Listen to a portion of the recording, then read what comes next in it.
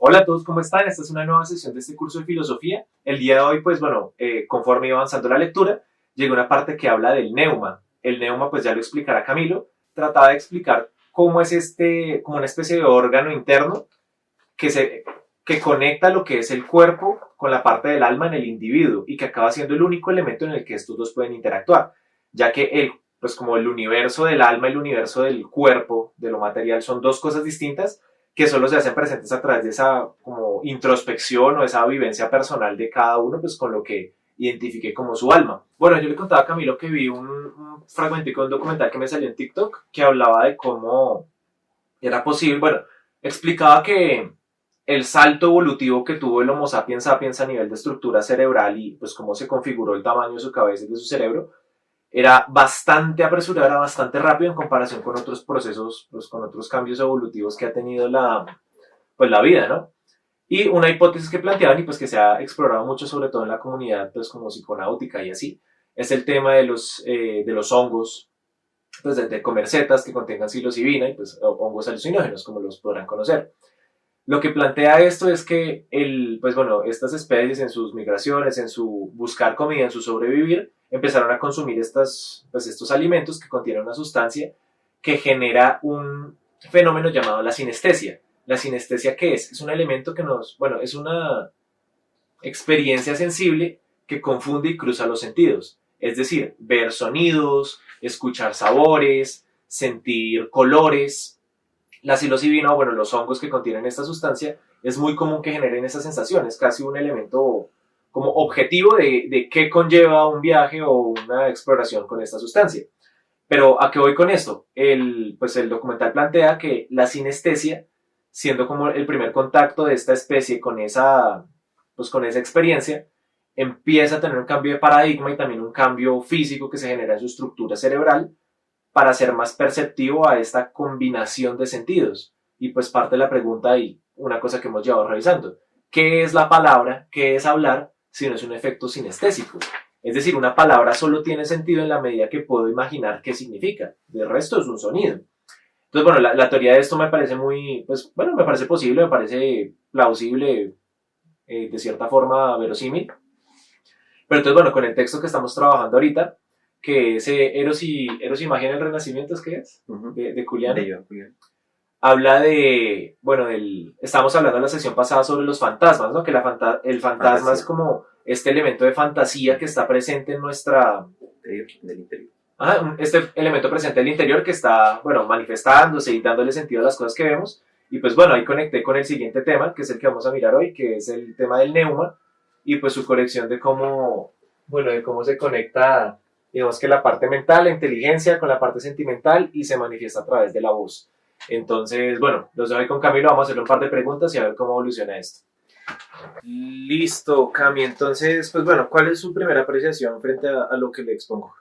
Bueno, primero que todo, pues muy interesante, ¿no? Tanto la palabra neuma, la palabra y la palabra alma o psique, ¿no? Digamos que en el ejemplo que Juan plantea una cuestión, ¿no? Y cómo es, digamos, cómo los primeros, en cierto sentido, homínidos, de sus sensaciones, digamos, de las sensaciones de los sentidos, pasaron, digamos, en cierto sentido, a tener como la capacidad de abstracción, pensamiento, o lo que se considera un rasgo evolutivo de los humanos, ¿no?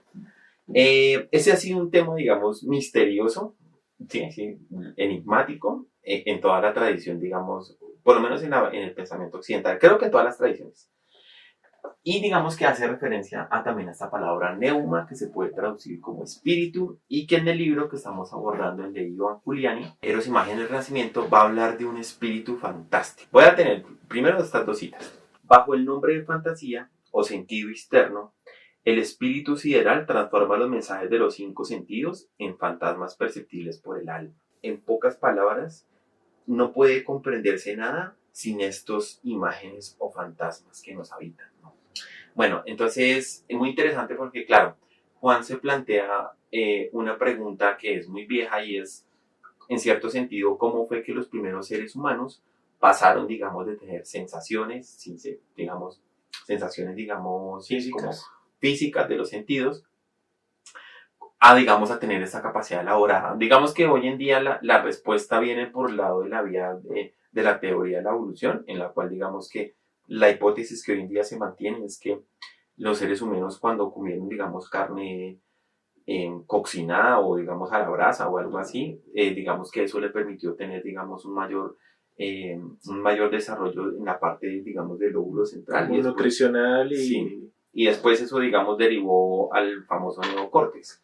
Esa es una hipótesis, pero tengamos que también se mencionaba otra a partir del documental, que es la famosa mencionada por Terence McKenna, este famoso antropólogo que vino a Colombia, curiosamente vino al Amazonas, y después, seguramente en algún momento tendremos que hacer un podcast de él, por lo menos. Y él decía, o su hipótesis es que, claro, cuando los primeros homínidos o primeros seres humanos, por decirlo así, antes del ser humano, consumieron, digamos, hongos, tuvieron la capacidad, digamos, de abstraerse, de tener como una capacidad de abstracción.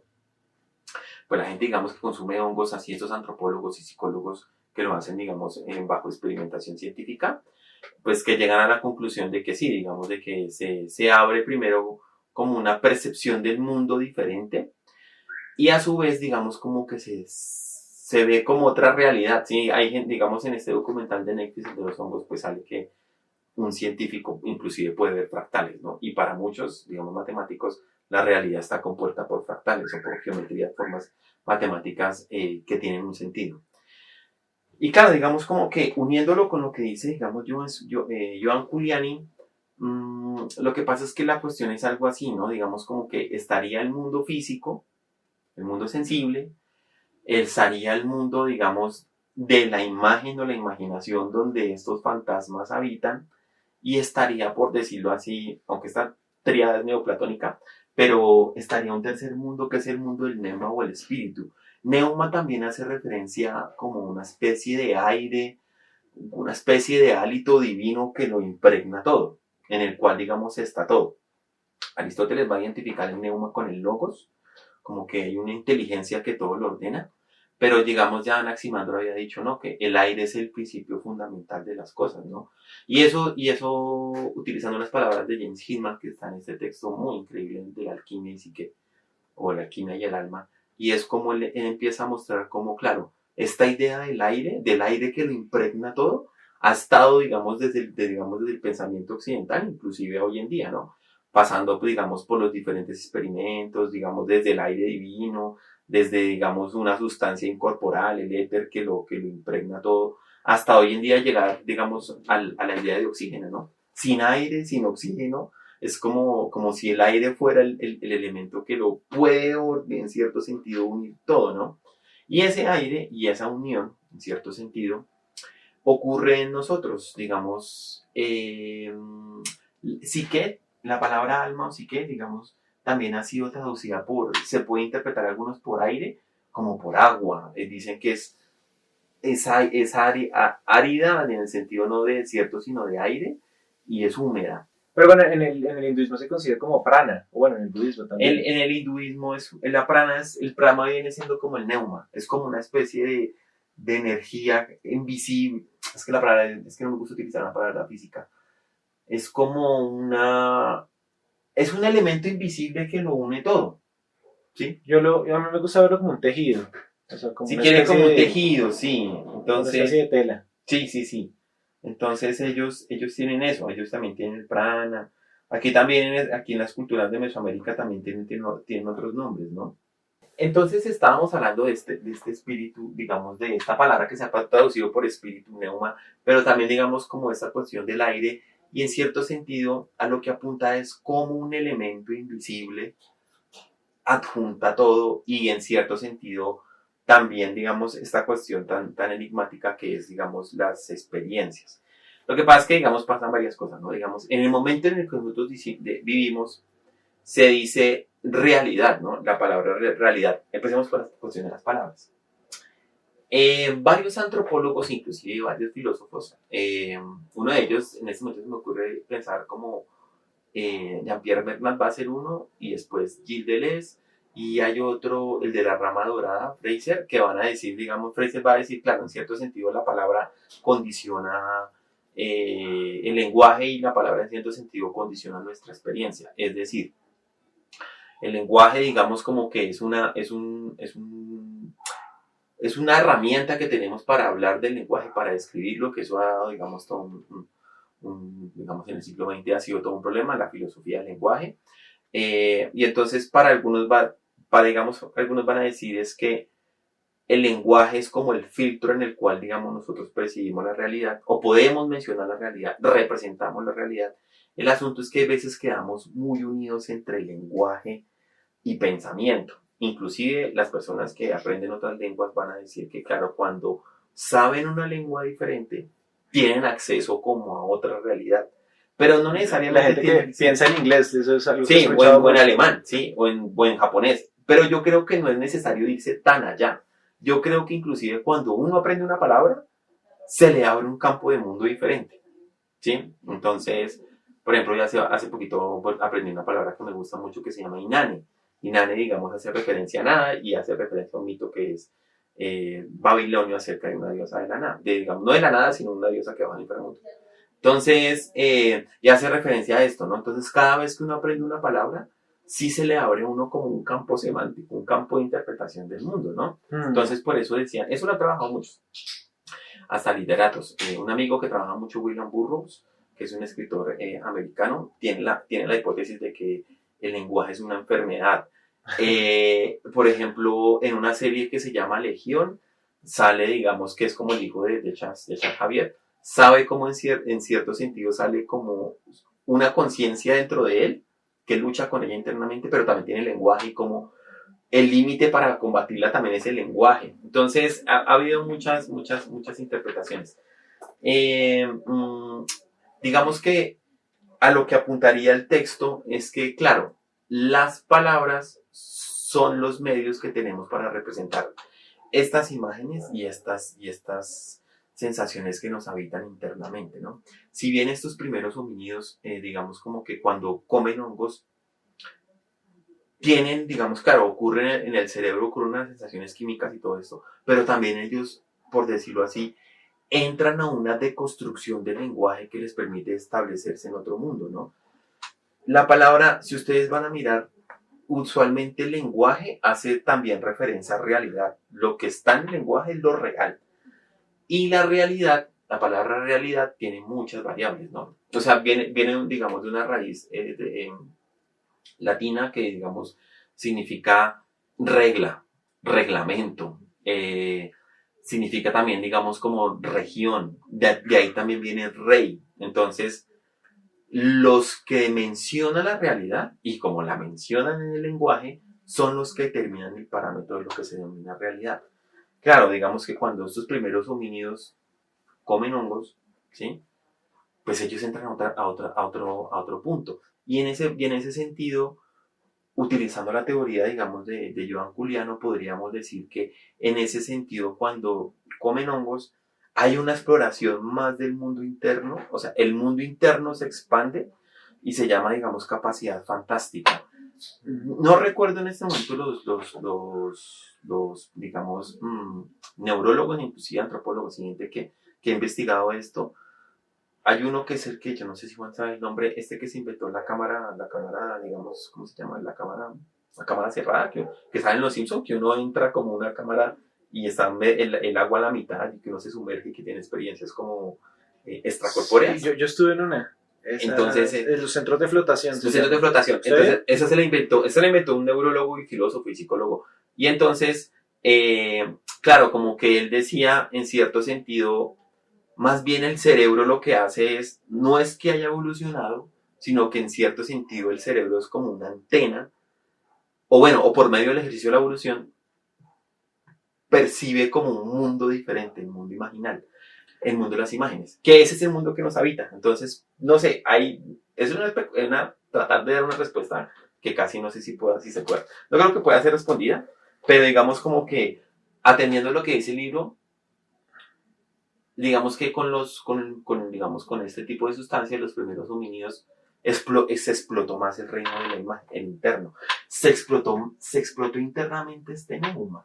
Porque es reino invisible. Pienso yo que es como algo alusivo a la urgencia de decir lo que uno acabó de experimentar, ¿no? Porque con el desarrollo del lenguaje, sí. Pues no, pues digamos que en este caso con la sustancia, o bueno, volviendo a una vaina un poquito más, digamos, lo convencional, incluso con la carne cocinada, o sea, el tema de manifestarle a la tribu, a los demás, uy, esto es muy rico, esto es muy bueno, o sea, esto fue otra cosa que sí que rompió el paradigma, o sea, esto desafía totalmente lo que yo pensaba del mundo hasta ahora, que era que para comer tengo que matar un animal y es peligrosísimo y aparte sabe re duro y me prefiero comer fruta a cuando me creo yo puedo comer animal muerto y si lo cocino esto es otra mierda.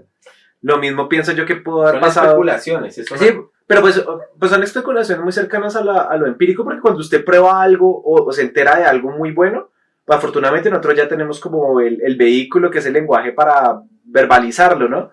Pero yo creo que en esa época, y sobre todo para ese tipo de seres vivos, pues entra esa urgencia, y la urgencia es necesidad, y la necesidad es lo que condiciona la evolución. Empieza tal vez volverse necesario comunicar el mundo interno, porque ya se dieron cuenta que es otra cosa, y pues eso me parece profundo, parece lo que pasa es que eso es muy difícil de determinar, ahí sí, es como la imaginación completa la teoría.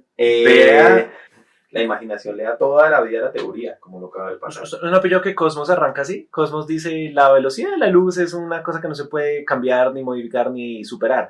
Pero hay algo más rápido, la velocidad de la imaginación. Entonces vamos a montar en la nave de la imaginación y se va para allá. Entonces, y eso apunta a lo que, digamos, a lo que dice Joan Culiano, ¿no? Lo que pasa es que también hay una cosa, y es que, por lo menos, Joan Culiano, en su estudio, claro, plantea cómo en cierto sentido existe como en cierto sentido habría como un alma personal, pero también como un alma, el alma del mundo, ¿no?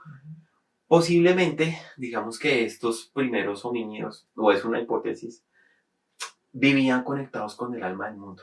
O sea, como con esa realidad que está todo animado, ¿sí? Entonces, claro, digamos... pues son separados del paraíso, tiene harto que ver con esa simbología, ¿no? Claro, entonces, digamos, ellos pudieron, o sea, ellos estaban, por decirlo así, en ese paraíso. Claro. Mientras que a lo que algunos apuntan es que el desarrollo de la técnica y el desarrollo, digamos, del lenguaje y todo eso, lo que hizo fue separar a los primeros homínidos de ese mundo. Claro, y es el sí, mismo entonces, más bien génesis judío-cristiano, claro, conocimiento. Sí. Salí y ahora ya no puedo volver y estoy condenado. Claro, entonces, por ejemplo, el mito de Adán y Eva ha tenido esa interpretación. Entonces, o del árbol del conocimiento. Entonces, digamos como que tal vez estos primeros homínidos, pues, vivían con lo que se llamaba animismo, ¿no? Vivían en conexión animada con todo. Lo que pasa es que para nosotros hoy en día no, pues nosotros no vivimos ahí. ¿Sí? Eso es, para nosotros tal vez yo creo que serían puntos de fuga, sí, como digamos tal vez un viaje de hongos, como, sí, habrían puntos de fuga donde se volvería a conectar con eso, pero son pequeñitos. Yo creo que la música, como dice James Hillman, yo creo que las matemáticas, la música y los mitos, ¿sí? Digamos que lo pueden a uno conectar con esto, ¿sí? Y bueno, también digamos ciertas experiencias que la gente hace con sustancias alucinógenas, pero digamos que habría una conexión entre estas tres. El asunto es que para algunos la palabra sí es la que divide, en vez de unificar. Eso es curioso, la palabra es la que permite, digamos, una unificación en el reino, digamos, de lo humano, pero a su vez es lo que permite como una división. Es paradójica. Sí, la palabra es paradójica porque... digamos, porque por lo menos Sócrates, que se supone que es o por lo menos para muchos, uno de los grandes pensadores y gran filósofo, porque no quiso escribir, pero sí enseñaba con la palabra. Porque la palabra tiene neuma. Una palabra, o sea, eso es lo que muchos siglos después en el psicoanálisis se va a reconsiderar, ¿no? La palabra tiene hálito, claro, por eso, digamos, tiene este elemento invisible que permite, digamos, que tenga toda la concreción en uno, ¿no? Entonces, por ejemplo, si a uno le dice una palabra bien dicha en cierto momento o dicha en mal momento, eso lo puede marcar a uno toda la vida. Y por eso la terapia de freudiana, el psicoanálisis, por lo menos lo que busca, freudiano, es, claro, identificó cómo la palabra tiene toda una carga simbólica. Y no solo simbólica, sino psicofísica. Claro, el que habla, cuando por fin no, digamos en cierto sentido, no reprime esto, así, digamos, utilizando estas imágenes, claro, une esto y esto. Y como lo hablábamos ahorita, claro, el centro de conexión es hasta acá. Y por eso, claro, la palabra tiene ese efecto liberador. Y digamos que, claro, pero digamos como que esa relación entre los sentidos de la palabra y el neuma es una relación muy complicada. Voy a citar esta partecita, digamos, de Iván Culián. Dice, el sentido interno o el sensus interior. Sentido interno, sentido común aristotélico, que se ha convertido en una noción indisociable no tan solo de la escolástica, sino también de todo el pensamiento occidental hasta el siglo XVII. Conservará aún toda su importancia en Descartes y aparecerá posiblemente por última vez en las primeras páginas de la crítica a la razón pura de Kant. Para los filósofos del siglo XIX ya ha perdido su credibilidad, transformándose en una simple curiosidad histórica confinada a los libros especializados o reservada a las palabras espíritu, como prueba de que no se ha olvidado que todos los medios intelectuales que trataban de explicar esta relación. Si no supiéramos que, para Aristóteles, el propio intelecto posee un carácter de fantasma, un fantasmatí, jamás podríamos llegar a comprender el significado o la ocurrencia de Kierkegaard, que el pensamiento puro es un fantasma. Entonces, claro, lo que decía, la pregunta muy interesante de Juan, y es, claro, cómo estos primeros, digamos, homínidos, la hipótesis científica, digamos, que comen carne cocida, la hipótesis, digamos, de los hongos, pero en últimas como que está este misterio de que está en el interior, de que en el interior habitaría, que nuestros pensamientos, a mí me encanta esa frase, que nuestros pensamientos son fantasmas. Son, claro, digamos, lo que pasa es que son fantasmas en el sentido anímicos, que tienen todo un poder en uno. Por eso mucha gente, pues de pronto en el ambiente intelectual ocurre, pero también ocurre, digamos, si ustedes se pueden a mirar cuando ustedes toman una cerveza o están hablando con amigos, que ya llegan y dicen, no hablemos ni de política ni de religión, porque es que, claro, ese fantasma lo habita uno profundamente, ¿sí?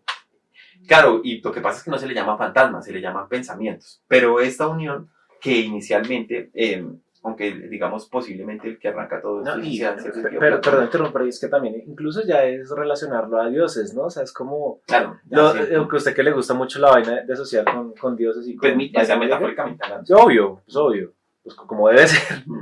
Pero igual, o sea, religión es directamente hablar de dioses y política, pues marica, son los reyes, que son la palabra de los dioses para los humanos. De hecho, ahorita que se hablaba de religión es eso, Legión de Reyes. Es un libro hecho para educar gente en el tema de dominar con todo. Y ya para concluir, pues podemos dejar con esto, ¿no? Haciendo referencia a la palabra, ¿no? Dice, de aquí deriva la existencia de dos gramáticas distintas, siendo la primera mucho más importante que la segunda. Una gramática de la lengua hablada y una gramática de la lengua fantástica. El intelecto, que proviene del alma y es a su vez fantástico en sí mismo, es el único que disfruta del privilegio de comprender la gramática fantástica. Podría hacer con ello manuales e incluso organizar juegos muy serios sobre estos fantasmas o ideas o pensamientos que lo rodean.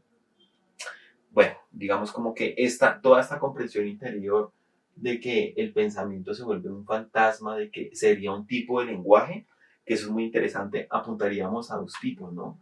Un tipo, digamos, de palabra, que es, digamos, la sintáxica, la que hace referencia, digamos, al lenguaje escrito, y otra que es un lenguaje interior, que es a lo que apunta el texto y es lo que venimos apuntando con estos videos y como con estas preguntas. Una especie de lenguaje anímico que a uno lo habita, que uno es habitado por eso y que uno vive en ello, ¿no? No solo uno vive en ello, uno es vivido por ello. Entonces, digamos, por eso, claro, ellos van a decir, ¿cuál es este aire o hálito que lo rodea todo? Algunos el espíritu, algunos el alma del mundo. Bueno, y bueno, como quería añadir también el tema de la palabra, al menos en lo que he venido estudiando de magia, pues que me ha comentado mi hermano de la vuelta, se utiliza mucho el término, lo primero fue la palabra, ¿no? Está en la Biblia, es como una especie de mantra, por decirlo así, que concreta muy bien el tema que queremos hablar. Ahorita el tema de la palabra, ¿no? Yo siento que también hay algo que es inmaterial y que pertenece más a esa palabra del neuma que a la palabra verbal, y es el contexto y la intención o la métrica o la, no sé, para la gente que le guste la poesía o bueno, en general temáticas relacionadas a la actuación o todo lo que es comunicación, hay palabras que son la misma palabra y significan cosas totalmente diferentes dependiendo cómo se dicen o en qué momento se dicen. Nomás, por ejemplo, fantasmas, que lo utilizamos ahorita, es distinta la comprensión de fantasma de espanto, Ajá. a la comprensión de fantasma de todo este elemento imaginal que sucede y del que somos testigos y que no le paramos bolas. La palabra, ¿no? Como la fuerza de usted que habla mucho de Eros, ¿no? Del amor, de un te amo. Eso, no sé, hay palabras que a veces jalan su significado de este neuma, de esta vaina más, de ese lenguaje, por decirlo de alguna forma, de los dioses y se aterrizan en nuestra realidad. Y son palabras que son transformadoras, son palabras que permean la vida totalmente y que generan hasta estos conexiones neuronales y cambios físicos en nuestro cerebro. Hay palabras que dejan trauma. Hay palabras que yo escucho eso y tal. Hay palabras que condicionan. Le activa la imagen, le activa el fantasma interno. Claro, y lo de los perros de Pablo, por ejemplo, el sonido ya Sí, es claro. esto. Y el condicionamiento del sonido a través de esa sinestesia es una vaina súper poderosa.